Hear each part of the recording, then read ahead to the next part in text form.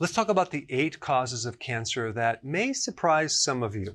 Now realize that these 8 items have to be more chronic to actually cause cancer, which means they have to be there for a long period of time. All right, number 1, MSG, monosodium glutamate. Glutamate can convert to glutamine, and cancer loves glutamine after it eats up the sugar. So this is one amino acid that the cancer cells just really go after. In fact, there are certain cancer genes, one being called the MYC, that increases the appetite of a cancer cell for glutamine. So MSG is a flavor enhancer, and it's in a lot of foods. All right, number 2, chronic stress. Why? Because a lot of cortisol over time is going to create cortisol resistance.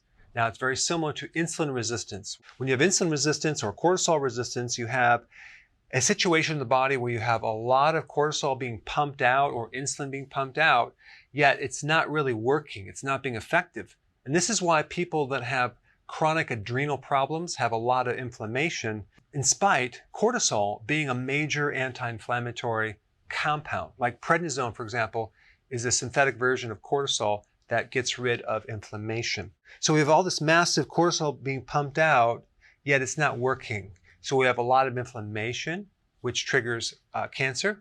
And with inflammation comes insulin resistance and metabolic syndrome, and the whole thing kind of feeds itself. Also, when you have cortisol resistance, a lot of cortisol, it suppresses the white blood cell. So you're basically pushing down the immune system. You're not allowing the immune system to work. So the natural killer cells that normally kill cancer can no longer do their job.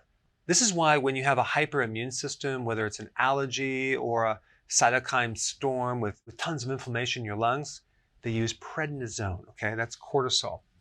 All right, number 3, diabetes. There's a study review done in 2018 involving 47 studies and 20 million people, okay?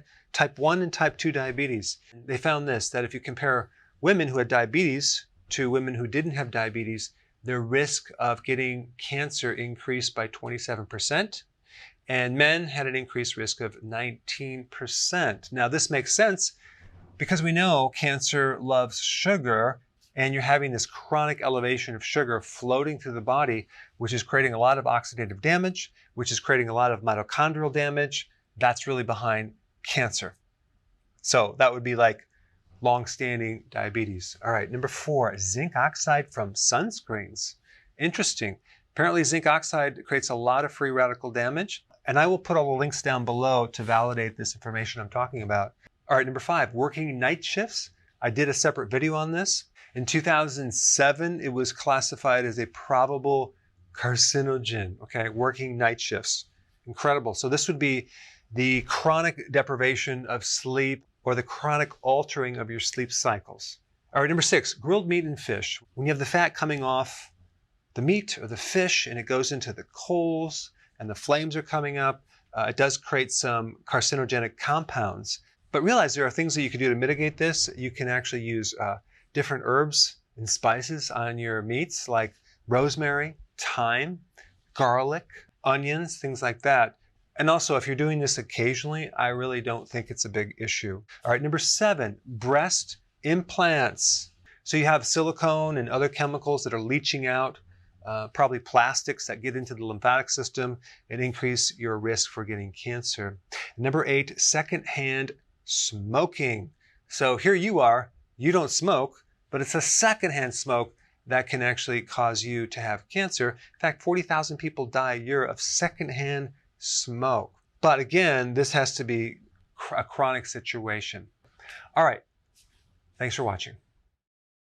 So if you're enjoying my content, which I hope you are, and you're applying this knowledge to your health, and you have a success, I would really appreciate you sharing your success story. So click the link down below to my website where you can upload your success story so you can help inspire others.